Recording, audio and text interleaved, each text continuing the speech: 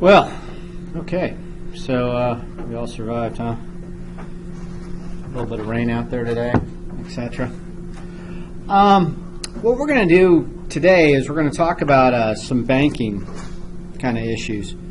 This is more kind of straightforward stuff that you're kind of used to working with, and like a lot of things in this class, I'm not really going to preach things that I don't necessarily do myself.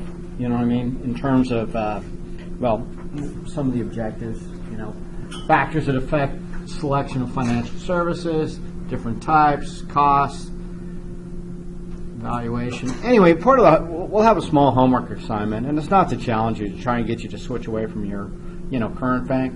But one of the things is to select either 3 or 4 banks and kind of rank and rate them and make sure you're getting the best deal possible. I think for most people, there's some, reason of convenience that you're doing what you're doing in terms of your own banking. But maybe as you get, perhaps more money, you may come up with a different strategy. And things are evolving. This would have been there would have been these huge differences when we used to have, strict savings and loans, and credit unions can only do certain things. And now all those rules, all that deregulation's taken place so long ago that the now it's who's got the lowest fees and who's the most convenient for me. So bank savings and loans, again, there's not that much in terms of differences. Some of these other things, deposits, investments, credit cards, mortgage rewards, all that kind of stuff, that may drive where you end up. And a lot of times that's frankly just out of convenience, so you can keep everything together. Or, a lot of us, me included, have the Alaska Airlines credit card. It's not because we like Bank of America and all that, but it's because, where we live and what we need to do. And especially if you aren't carrying a balance, they don't have the lowest interest rates, but, the perks, if you can keep the balance down, you can take advantage of the miles. But anyway, we'll talk some about that. And then we'll talk about more cash management strategy, overspending, not having enough, using savings to borrow for current expenses, failing to put unneeded funds and interest, and then the cash thing. When they talk about an emergency fund and all that, that's good, and it's probably more relevant right now because there's not very many investments. I keep whatever. One strategy might be to keep a fair amount of cash right now, looking for sort of the next big thing. As the stock market's not good right now, this might actually be the time to get in, but it might actually be going a little bit lower before it turns around. In real estate, given the state of the state, with oil revenues, a friend of mine in real estate business, I have a real estate license, but I don't use it much. But a buddy of mine who's active in it, he thinks that about 8 months from now, things, we may have another situation. We're much more diversified, but I wasn't here in '84, but some of you may have been, and it was pretty rough back then, and prices dropped. But it's like anything else. People that are in a position to jump on it are good. The people that get hurt would be somebody, who just invests, right now, this week or whatever, and the market tumbles here in a few months. They might have been better off waiting. So who knows? The strategy, that advice is often worth what you pay for it. But anyway, I don't keep a whole bunch of money in cash accounts because they just don't yield much. We're going to go through actual examples. The book kind of refers to it, but I actually went and pulled some more numbers for you last night just to kind of give you an idea. And big picture is, just to summarize, they aren't keeping up with inflation. You are losing money. You are not building wealth. You're making, 1% or something, and inflation's going to keep drilling on at 3%. So your net buying power is quite a bit less. You'll still have $100, maybe $101 a year from now, but it won't buy $100 worth of stuff. It will buy, relative. It will, what you could buy today, it's going to take, $103 to buy that same amount of stuff next year. Although there's exceptions, fuel, things like that, cyclical items. But in general, housing, food, stuff like that is keeps marching on. we'll talk about some of the different methods, financial services, savings, payment services, borrowing for short-term type things. So, like I say, absolute savings, where you're holding a bunch of cash in a time savings deposit or a certificate of deposit. To get the higher interest rates, they typically want to lock you in for a period of time, years, months, whatever, months, years, even longer. And if you touch the money, then there's a penalty or at least a loss of interest. But right now, with interest rates being so low, what they're offering, there's just not much incentive to put it in those type of things. Then there's, savings are, again, there's a lot of flexibility now, but you have payment services type things like checking accounts, which are by definition more liquid, more there's expected to be more activity in a checking account than a savings account, and from which you can draw automatic payments and the rest of that. I imagine most of you are the same as anybody else, where you probably don't write a whole lot of checks anymore. You probably have things set up on automatic bill pay.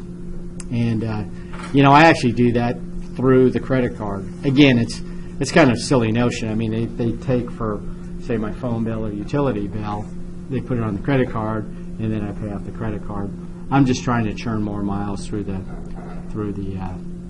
credit card. Also, I don't generally carry hardly any cash, or I'll keep 20 or 40 bucks in my pocket, but it may stay there for weeks at a time, because just about everything I use a credit card for.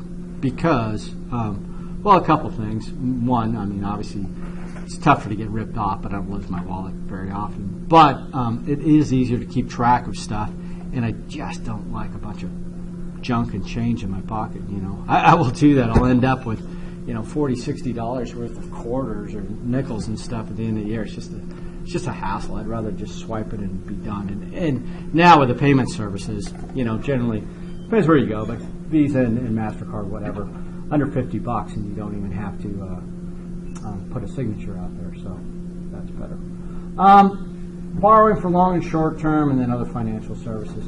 So borrowing, again, people who generate a lot of money, like a Donald Trump kind of guy, they don't get rich using their own money. I mean, they generate wealth using other people's money, and the same is true. If you wanted to say, I'm going to pay cash for a house, you're kind of hurting yourself. You're going to have to rent someplace for too long. You're not going to enjoy owning something, nor are you going to enjoy the appreciation. So borrowing is not necessarily a bad thing for certain purchases, and also things like a car too. Again, don't go overboard here, but for most people, that's the only way they can come across those purchases. But you can shop around for rates and all the rest of it. Some of these banks also offer insurance, investment, real estate, tax assistance.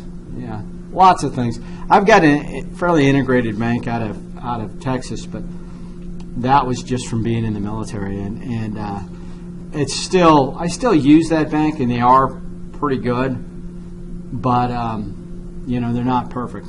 And I don't know if I'll probably tell you at some point, but anyway, there was a huge fraud deal where I was paying somebody else's bills, and these guys just were not very sharp. So, but I'll tell you one thing: if for example, deposits into this account from this out-of-state bank, it just happens to work better than the Alaska banks. I use Alaska USA for my business and Alaska USA for another account. But whether it's Alaska USA, Wells Fargo, or any of the ones that have a local presence, it is literally 2 days later from when the paycheck comes to the Alaska bank when it would have been in the Texas bank. I don't know why, but the Texas bank just posts them quicker, and so that's why I've kind of gravitated back to them. Plus, they do insurance, but you all have your own preferences, and do what you want. But and then a trust type thing. This is something that usually doesn't occur to people in later in their life, or it could be where you were left a trust. But a trust is it's kind of stuck here in the banking situation, but it's kind of a fish out of water for what we're talking about today. It's just, exactly what it says, legal agreement that provides management and control of assets by one party for the benefit of another. So maybe they're not of age, or maybe they're too much of age and they're starting to need some attention. Plus, a lot of these kind of financial scams really target the older folks, and it's kind of sad. You still, if you look at investments, if you track them, you see all these folks trying to, push gold and silver and precious metals and stuff like that, and they just don't live up to the hype. We can look at, we'll talk about precious metal at a certain point, but for my money, I've got a little bit of silver, but it's kind of worthless. And it's not a hedge against anything. A hedge is something you invest in that hopefully goes up or holds its value when the other one goes down. Because silver and gold are basically industrial type metals. When the stock market goes in the toilet or the economy goes down, as it's been for 6-8 years now, demand for that stuff goes way down because there's supply and demand. So if they're not building a lot of iPhones or computers or whatever that need little bits of precious metals in them, the price is going to drop. Asset management account. I do, use this a bit, and you may, stop me again if anybody has any questions on when you would use a specific type of account. But I do use an asset management account with brokerage firms when I'm buying stocks or whatever.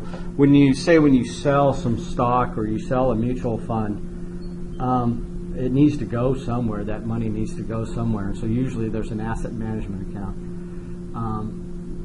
But the only time I've used them is they're in association with a bigger brokerage firm. You've got a whole bunch of,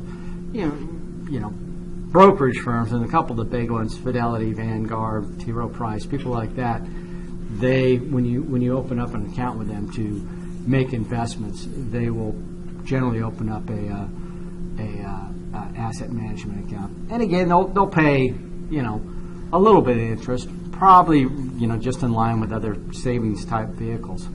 So the key that you need in cash management is you need access to available money to get you through a situation.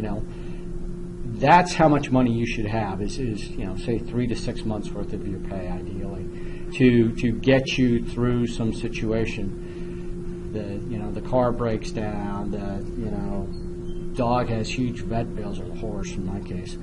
I mean, it's no big deal in fact, I just paid a $1,900 horse vet bill. I mean, it's just stupid money. But again, do I need a bunch of cash in my account to cover that? This isn't like a drug deal where I'm walking in, there are stacks of, $100 bills. They want a credit card. I mean, it's just easier. So for the most part, I consider having what I would call, unloaded credit cards that are at zero balance, but with, $10,000, $15,000 available. I consider that a bit of a my cash reserve, because most anything that goes wrong, whether it be a car or whatever else, that's where I'm going to do it. A big stack of cash is just kind of awkward, and it's not doing anything for me if it's just sitting there in a savings account. So again, I'll show you some of these interest rates, and you make your own mind. Most of the financial guru guys you listen to will advocate having some separate account with a big chunk of cash in it. But for me, that's just idle money that's not doing anything. Right now, that would not be such a bad thing because anything in the market's going down. So, again, advice is always balanced. But anyway, that's what an asset management account is, and it's just, it can be called like a money market account, an asset management account, something. But it's typically associated with a brokerage. And again, most of you, I'm never going to invest in the stock market. I would venture to say you will. Not out of pure choice, but you're going to go to work for a company or institution, even UAA, whoever. And these are our financial plans. This is how we do our retirement. And so, companies over the years have gone away from, big union retirement schemes where you're given a certain amount of money when you retire. Now it's what they call a cafeteria type plan. And you walk in and you can choose from 3 or 4 different brokerage type things. You can choose what percentage of your salary needs to go there. And we'll talk more about this later. But, more often than not, it is going to be one of these brokerage firms. And it's only a question of which one. And when you start up that brokerage firm account, you'll probably have to choose what type of investment it's going to go in. And they're going to recommend something conservative. I'm more, less risk averse than most folks. And believe it or not, you guys in this age group should be less risk averse too, because this is the chance to, kind of go for it, as opposed to being, 50s or 60s where you're having to kind of throttle back and stage. But again, I'm not going to change anybody's mindset, and there is all sorts of justification to say, no, I'm not doing that. I'll lose too much. But anyway, so cash or asset management account, online banking. I've got a video I'll show you here in a minute about online banking, but it's really no different. I mean, again, all these things, the seams and the differences have kind of gone away over the years. Any bank, has got an online presence now. I actually, again, some of the online banking things I think are actually better from some of the out-of-state ones because, they don't have an office, so they were the first ones to let you, basically take the picture of the check and have it deposit that way. For small checks, it's great.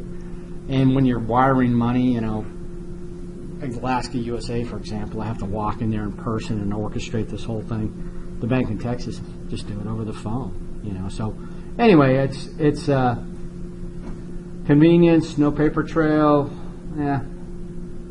online transfer one account. You can do that, email notification. So anyway, a lot of these things they have listed as benefits are kind of OBE, overcome by events, because there aren't that many differences.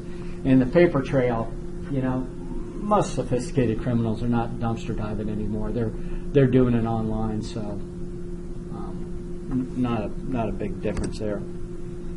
Privacy, security, ATM fees, difficulty depositing checks and cash. Difficulty depositing cash is not going to go away. And if you don't have a mechanism and you have cash you need to deposit to go into some stranger's bank, they're normally going to have fees if they'll even accept it. Again, it's one of those situations where it's expensive to be poor. People without bank accounts who have to go into, Walmart and buy money orders and do all this other stuff. That stuff rings up. So in some cases, it's good to have a local bank just for those type of things. But the rest of it, online scams, fees, the costly ATM fees, it's actually better. It depends on the bank. But again, this bank in Texas, it's the big military bank, USA. Regardless of what ATM I use anywhere, they refund the money. So as opposed to Alaska USA, I got to find one that's in their network. So anyway, most of these online banks have tried to overcome things. But if you're going to have strictly an online bank, that might not be the right answer. You might want at least a presence here locally. Opportunity cost. So, higher rate of return, cost of liquidity. So there's going to be these certificates of deposits and other things. They're going to have a commitment that you can get a whopping 1% interest or something. What I consider kind of silly, but you got to leave it with us for a couple of years. I'm not doing that. Convenience ATM considered against service fees. Yeah, if you've got a bank that doesn't have a fairly large network, or you're paying ATM fees, that's expensive. And then there are also the no-fee checking. If you have to have a minimum balance, well, there's a fee then. If you're keeping $500 and you're getting no interest on it most of the time, so nearly $400 at 6% computed over 10 years. So anyway, most people keep that amount of money in their account.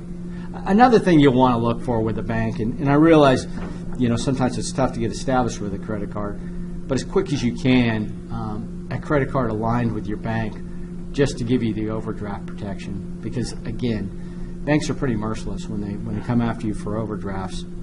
It can, if it goes on the credit card, no harm, no foul. They don't. At least my bank doesn't charge. But if you don't, then there's all these return check fees, and you're essentially a criminal, and the rest of it. It's just not a good situation. So think about that.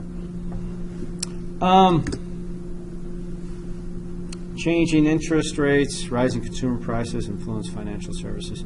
It's a competitive market. They're going to do what they got to do to try and get your business. And some of these things are, can be a bit over the top. Wall Street Journal group. I don't know that's, it is what it is. If you're timing something in terms of marketing, you're keeping track of interest rates. But number one, I would just, recommend not be in a position where you're paying interest that's not associated with, say, a home mortgage or some investment that you need to be involved in. So here are some interest rates, and again, I just pulled these last night. So this is a CD rate that you have to leave the money in there 4 years, and you're going to get 1.86%. I mean, again, that is probably half of what inflation is. So you're committing to a low interest rate. And this is going nationally. This is calling up, I've never heard of Everbank, but I've heard of Barclays, obviously. But some of these other ones, I'm going to, somebody in Indiana anyway, it's just not enough money. Here's a regular savings account, so obviously there's no time associated with it. But again, there's a minimum. $5,000 I need to keep in there, and I'm getting, a little over 1%. Money market rates. Any question? Down around 1% again, but a $5,000 minimum to get that. But a lot of these are, 0.85. Ally Bank. It's kind of funny. It used to be GMAC, General Motors Acceptance Corporation. They had such a bad name that the whole brand loyalty, they were just walked away from that brand. Called them something new, but I don't know that their service necessarily changed. Interest checking, 0.79.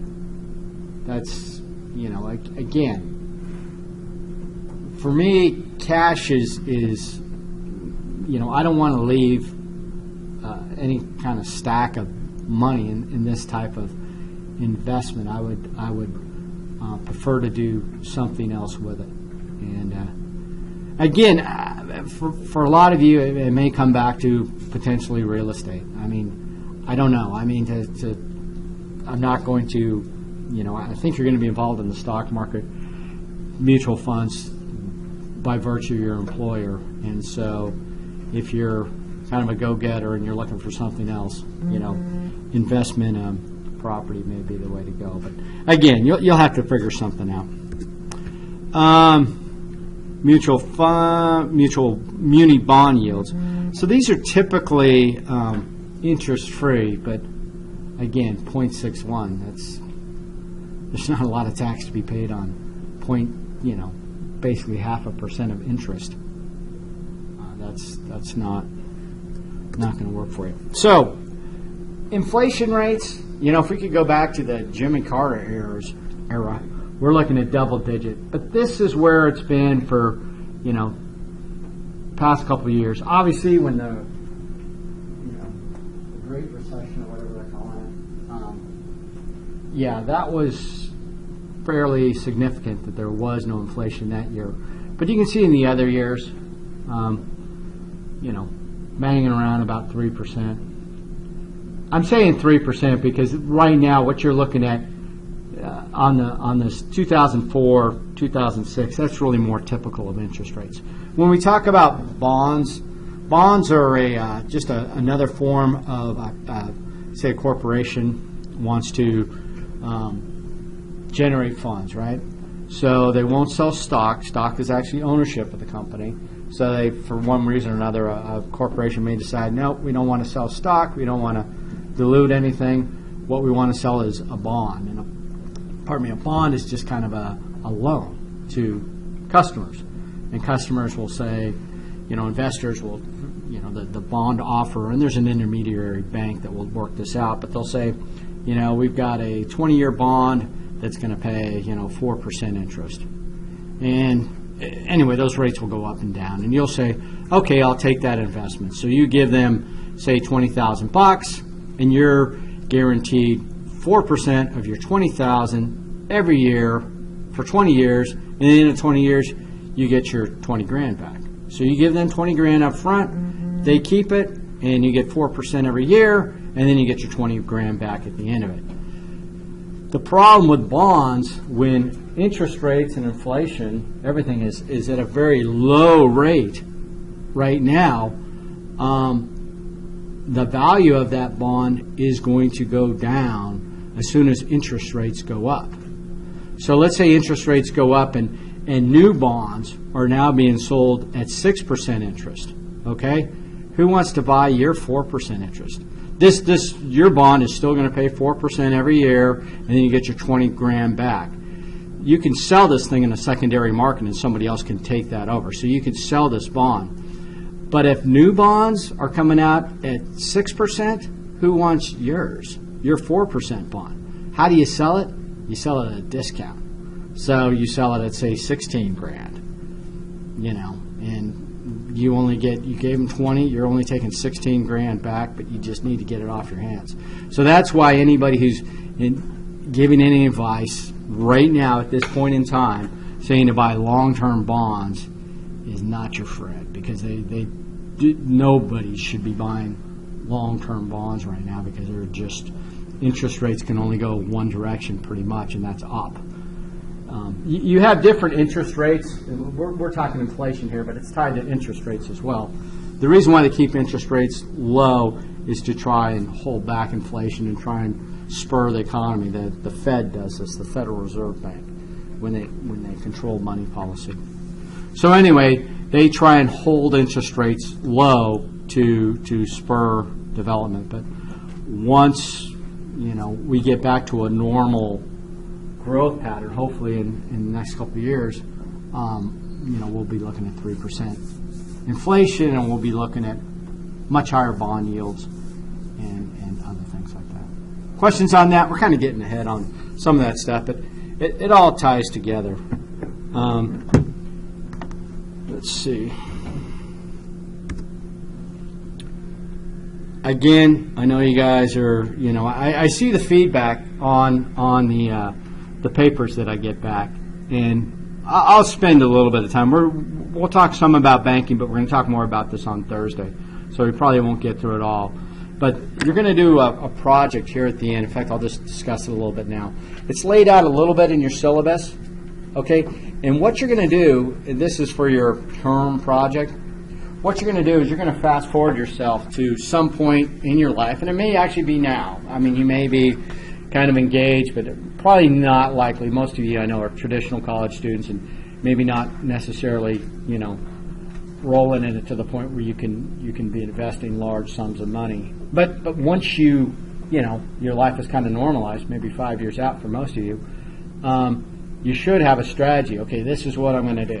I'm planning on getting married at some point. I'm going to need, probably there's going to be kids involved. I want to, these kids to go to a decent school. I want to have some savings for retirement. I want a plan. If I end up in a crummy job, I don't want to be, job locked. I don't want to be stuck in it. I want some sort of savings that I can, maybe have an exit strategy if I want to, pull out, or at least start building my wealth for retirement.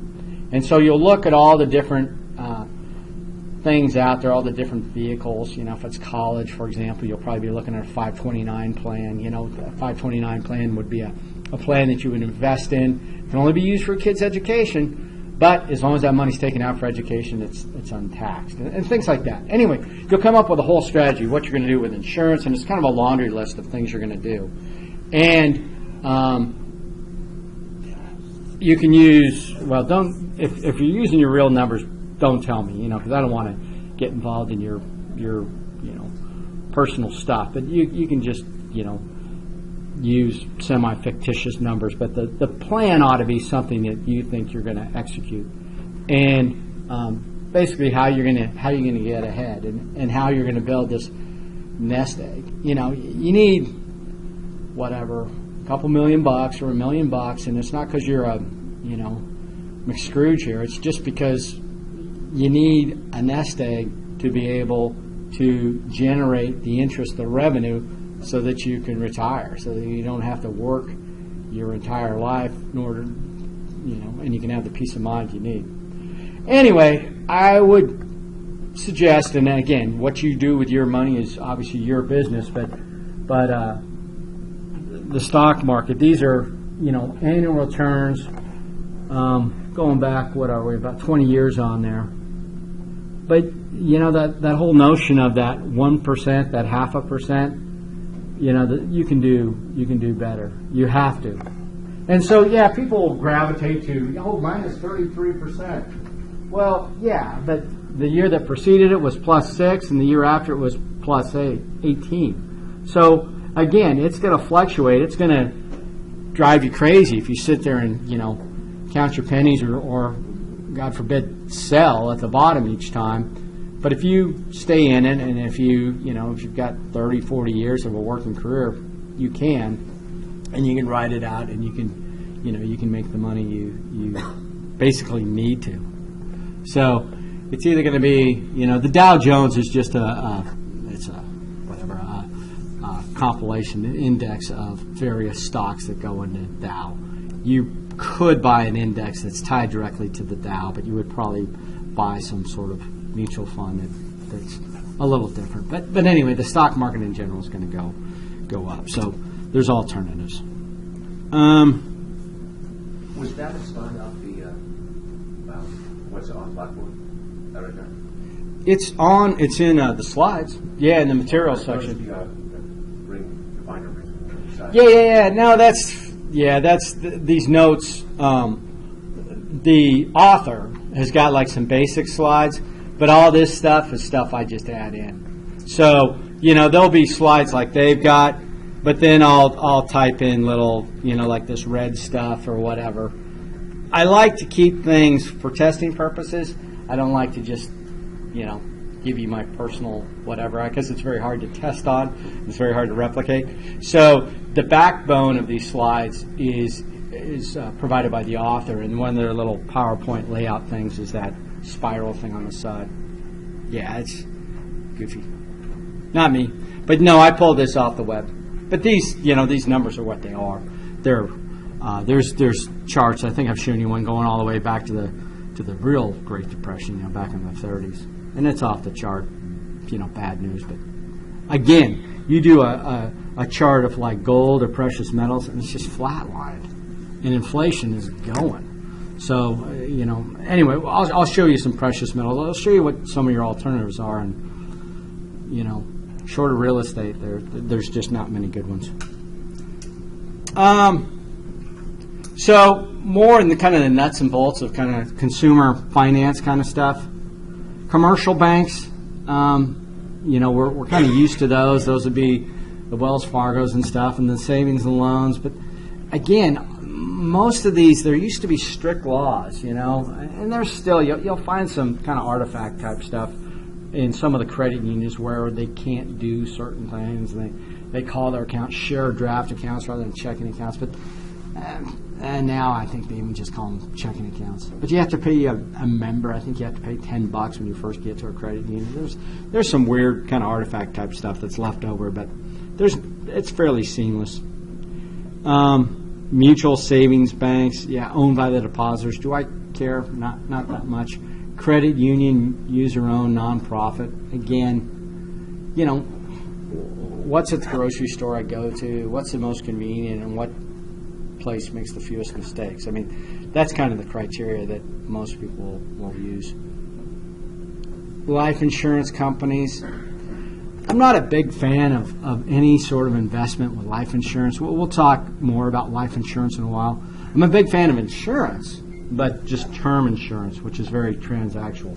You know, if I die, I get $1 million, you know, within 10 years or whatever. It's overdone. I know exactly how much I need, and it's not some complex, universal, whole life thing that involves a salesman and the rest of that. So I don't do much business with strict life insurance companies where they have this sort of blended investment life insurance because, again, they're not a great deal for the most part. Investment companies, you know, I'm affiliated with a couple, 3 of them, and that I do use them because it is kind of separate and distinct where you know, kind of more fluid cash would be in the bank, and once something goes to the investment companies, it's kind of there to stay. You know, it's a little tougher to access.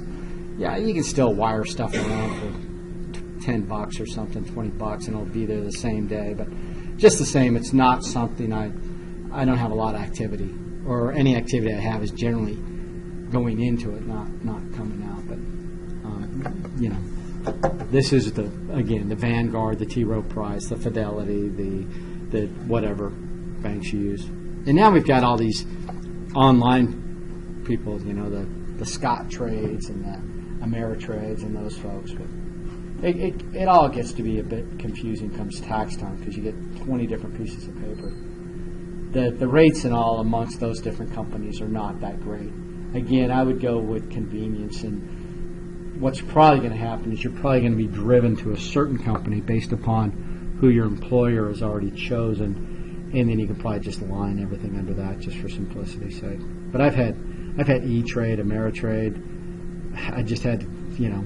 Anyway, you get involved with these companies, but it just generates a lot of junk mail. Finance companies. If you get through life not knowing what a finance company is or not dealing with them, you've done pretty well. These guys are not the sort of folks that you want to be involved with. They used to have HFC. Anybody heard of them? Household Finance and some of these other ones, but they're short-term lenders. They actually have kind of gone away to a certain extent because there was such a bad deal. There were so many consumer complaints. You do have, you know, not so much here in Alaska. You go to the South, though, it's all payday loans and paycheck loans and title loans, and you know, they want to take title to your car, and then they make it very easy to repossess, and then but they charge a higher interest rate.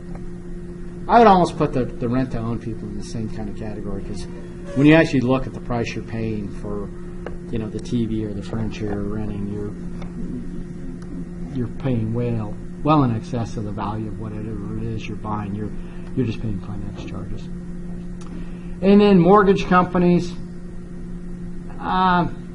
provide loans to customers so they can purchase homes. You know,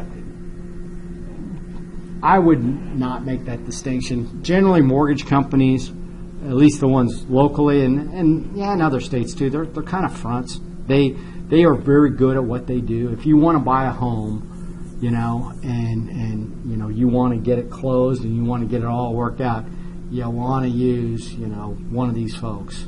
And again, you know, Home State Residential, all these local folks.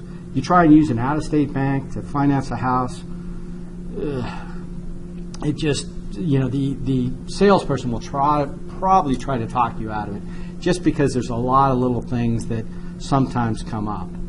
But anyway, the reason why I'm saying provides loans to customers so they can purchase homes, these guys are more like the collection person that checks your credit, that makes sure everything's good for closing, and then they sell the loan. Most of these companies do not keep a loan. Anybody here with a home mortgage? And who's it actually financed with? Bank of America. Yeah, and see, so you have all these what I'd call basically front companies, and they sell it. You know, they sell the loans to Wells Fargo, Bank of America, whoever, and that's who you're dealing with after that. Oh, I'm sorry, I'm wrong. It was Bank of America. Now it's M&T Bank. That's what MIT? M&T Bank. Huh. But anyway, it's not, you know, the mortgage broker kind of folks, they do a good job and they fill a specific niche. And I would, again, as a salesperson who wants this thing to go through, just also, if somebody comes to me, say they want to buy my home, and they've got, some out-of-state bank, and they offer me, $315,000 for the house, and somebody comes to me offering $310,000, and they're using one of the local guys, I'm taking the lower offer, because 45 days from now, I want to be done with this thing. I want this deal to go through. And so if you have like a Quicken Loans or some out-of-state mortgage company, time zones, they get all screwed up. And again, I have to listen to a good friend of mine is a real estate guy, and he's just miserable. But one of his main miseries are the military people, because that's what he deals with a lot of, coming to him with these out-of-state mortgage companies, and they drop the ball at the last minute, and not good. Pawn shops, again, this is not, this is personal finance. This isn't, if you've gone to a pawn shop, things have gone horribly wrong. I mean, you may, but again, they charge some pretty high fees, and they cater to a very high margin, low income. The people who can least afford it are often involved in that. Check cashing outlets, it can just get horrendous. The fees that they'll charge for the check. I grew up working with a bunch of whatever, not politically correct. I mean, these guys were literally Mexican guys, because that's what they were only there for the summers, digging ditches. And these poor guys, first off, where do you get your Social Security number? They make it up, or they grab yours. So you never wanted to quite, because it all gets screwed up at the end of the year. The IRS comes to you and it goes, okay, you made all this income, because they report it on your social, and it gets credited to your account, and so you owe all this extra tax, and then you basically have to explain to the IRS you couldn't be two places at once. So that's a fairly quick fix. But these poor guys, they had, no legitimate ID for the states, so they'd have to go to all these little convenience stores in the area to cash their checks. And the convenience stores would cash their checks, but they would only give them 50% of the amount. The other 50% they had to spend within the store. So they're paying, whatever, $6 for a box of, little Cheerios or something. They're trying to feed their family. It was pretty exploitive. I don't know what the current situation is now. I think it's gotten better, but when I see check cashing outlets, I mean, that's just what it reminds me of. It's a high interest loan is what it is. They're charging a percentage, and it's not good. So the financial institution, step by step, you'll have different attributes you're looking for. So don't worry about it. You'll, when it comes to the homework assignment, you'll get a chance to go through those. Cost and benefits, regular savings account. So we looked at that. Credit unions call them share accounts. I don't really see the necessity for a savings account for myself personally. The one time I did get ripped off by that bank in Texas, they were drafting against my savings account. So it wasn't like there was some extra threshold, some extra barrier. And the problem with the savings account, if it's some account that you don't have access or you don't pay much attention to, it's just sort of an extra account, I find that kind of scary, because, I'd rather have my checking account and see it drop $400 and go, wait a minute, something's happened. Where I had the fraud, it was a savings account that I never checked. I just got lazy, and they hammered it. It didn't have much of a balance in it, but they rolled it onto my credit card, which unfortunately had overdraft protection, and started ringing that up. So everything's a two-edged sword, but they usually always give you a savings account when you establish a thing with a bank, but I don't see the necessity in it. I would generally have some sort of money market account or some sort of investments or something where I'm trying to get better than 1% or 2%. Certificates of deposit. So we talked about those. You saw again that the interest rates were slightly better, but you had to leave your money in there for a certain length of time.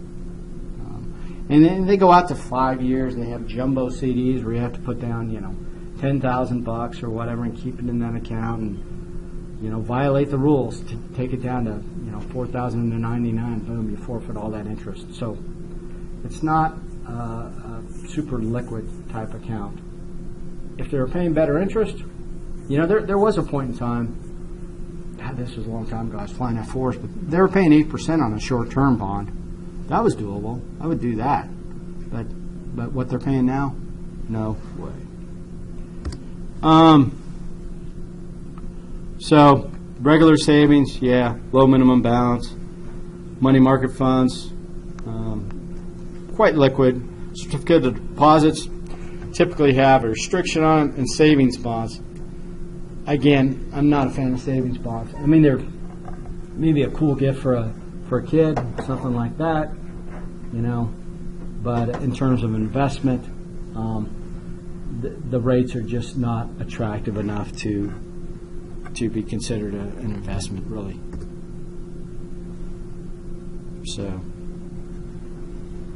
percentage yield, so the rate of return and the compounding. So we've talked about this before. Compounding is the time value of money principle, where obviously, in the age of computers, there's no reason not to have rates that are compounded daily. So every day, your little bit of interest is included, and so that next day, you're earning interest on a little larger sum incrementally. It's not a huge amount of money, but it does make difference over time.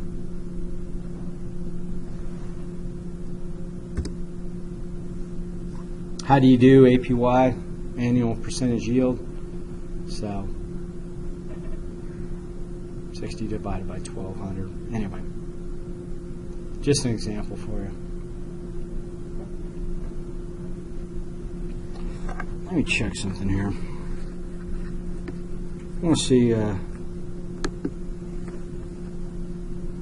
getting kind of, we got a few slides left. We're going to be going on Thursday. I think I'm going to see if I have any of those videos.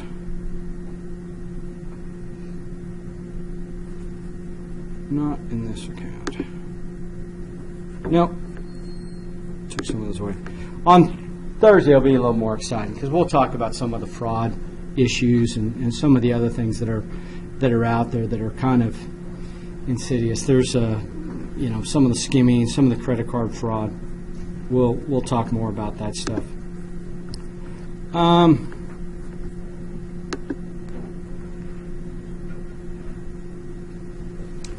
just want to do that. Display settings.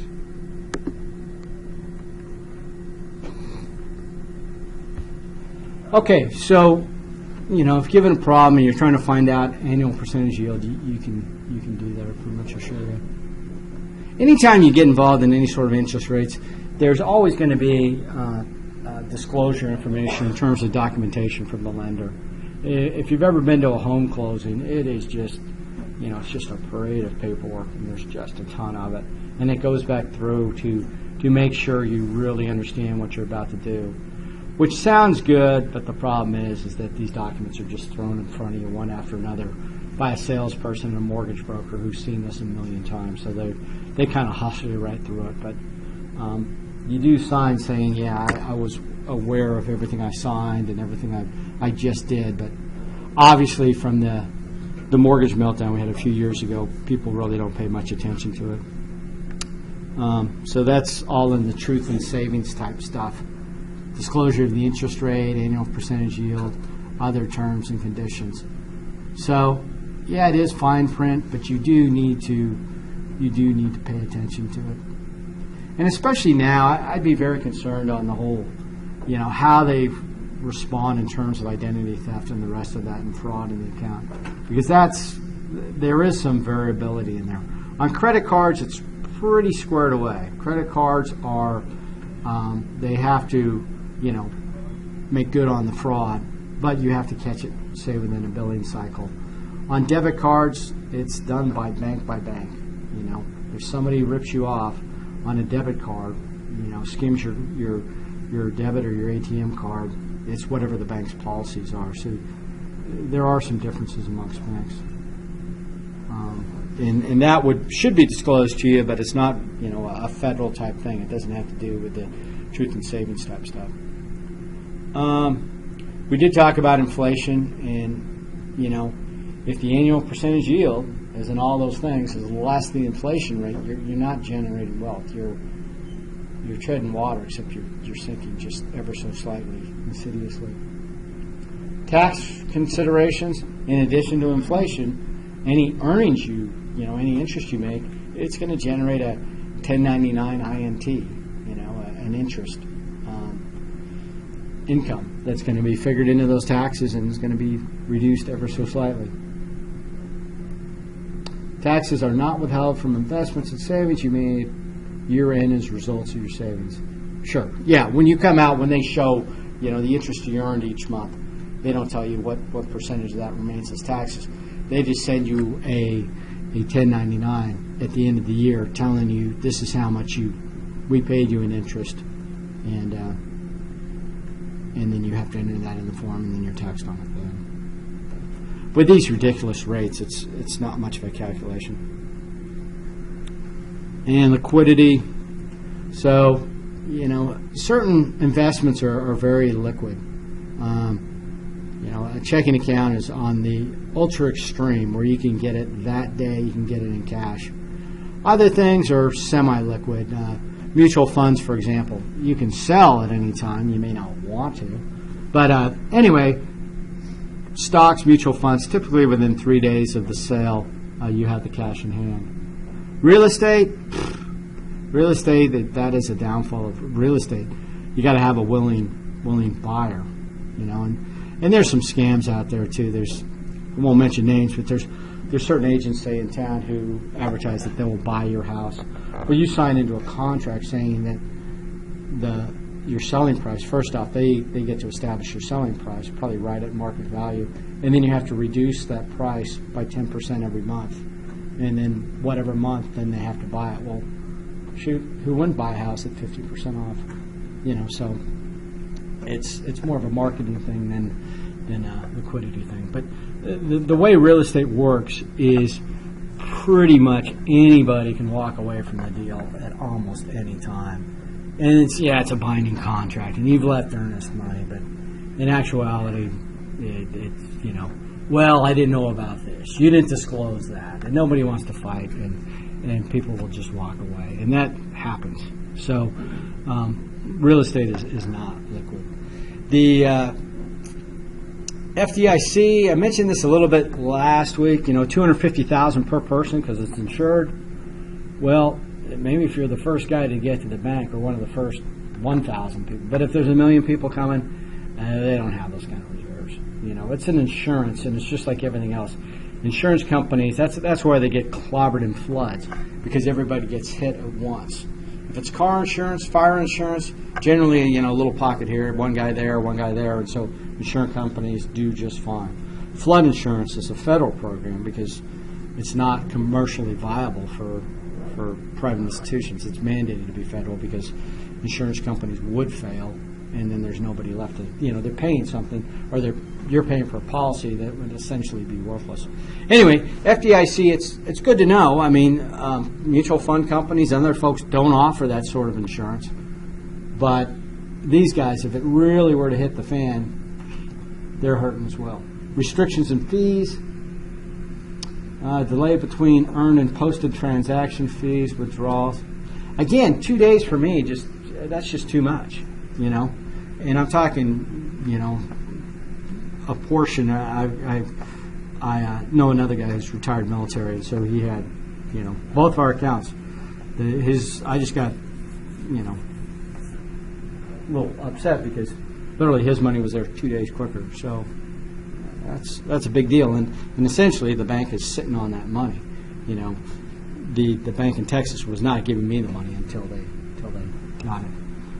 One more, kind of show of this calculation. So, again, we keep using this 28% tax bracket, but again, that's how you figure the after-tax yield on something. So, that's something that's fairly useful to know.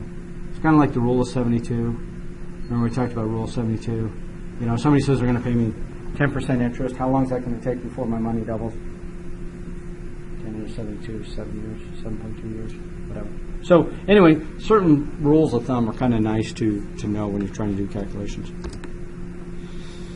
And then payment methods, online payments, store value cards. So that's a whole different section. I think we're gonna drop off there. It's hot in here today, isn't it? Just me? Anyway, computer wasn't working right earlier. Probably got me more flustered. Anybody got any questions before we move on? Yeah, go ahead. Well, like we were talking about money markets earlier. What are your thoughts on investment clubs, I guess, in relation to setting up, I guess, a personal financial goal for retirement? So, Yeah, an investment club where people kind of, you get sort of informal advice from other people in the club. I mean, that can work. I'm not, overly conspiratorial here, but you saw Wolf on Wall Street, right? Well, I wouldn't recommend it. It's pretty. But anyway, one of the ways, these guys were making tons and tons of money. And what they were doing, they were pumping and dumping stocks. They were finding these little penny stocks and generating all this hype. They get a stock that's valued at 3 cents. Oh, this is the next big thing, and it's all this internet hype. Blows up to 18 or 20 cents. I mean, it doesn't sound like a lot. Anyway, the guys who did all the hyping, they sell their stock. The market falls out from under it. You know what I mean? So I've just seen the blogs and the other stuff out there on the internet and stock advice, and a lot of times it's people holding the stock, hoping to appreciate it. If it's a group of friends that you know, that's something different. But something that's online, like a kind of a community thing, I don't trust it, because I think there's a lot of insiders who own the stock and want to generate excitement and buzz about the stock so that they can dump it at a higher price. This is the homework assignment that I talked about.